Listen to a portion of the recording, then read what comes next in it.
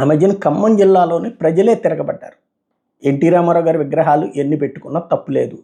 అది కుల పరంగా పెట్టుకుంటారా, అభిమానం పరంగా పెట్టుకుంటారా, సినిమాల పరంగా పెట్టుకుంటారా, రాజకీయ పరంగా పెట్టుకుంటారా, సంక్షేమం పరంగా పెట్టుకుంటారా, ఎవరిష్టం వాళ్ళది. అది వాళ్ళకున్న హక్కు.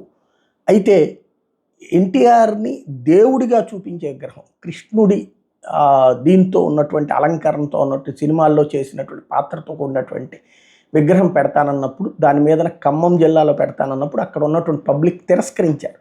అంటే అదొక గుడిలాగా మార్చేసేటటువంటి ప్రక్రియని తిరస్కరించారు.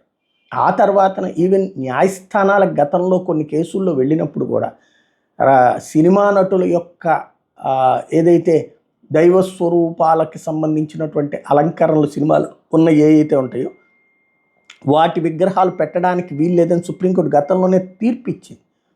ఆ తీర్పును కూడా పక్కన పెట్టి ఇప్పుడు ఏకంగా పెదకాకాని మండలం తక్కెళ్లపాడు గ్రామంలో మర్రి చెట్టు దగ్గర ఎన్టీ రామారావు విగ్రహావిష్కరణకి రెడీ అవ్వటం, దాని మీద రామచంద్ర యాదవ్ తీవ్ర ఆగ్రహం వ్యక్తం చేయడం, ఏంటిది పద్ధతేనా అన్నటువంటిది. ఎందుకంటే కృష్ణుడికి సంబంధించి యాదవ్ సామాజిక వర్గం అంతా కూడా గౌరవించేటటువంటి సిచ్యుయేషన్. అట్లాంటిది కృష్ణుడిని, ఎన్టీ రామారావుని కృష్ణుడిగా చూపించేటటువంటి ప్రయత్నాన్ని తిరస్కరించుతా ఆగ్రహం వ్యక్తం చేయడం. ఆ తర్వాత ఇవాళ ఆ విగ్రహావిష్కరణ క్యాన్సిల్ అయింది.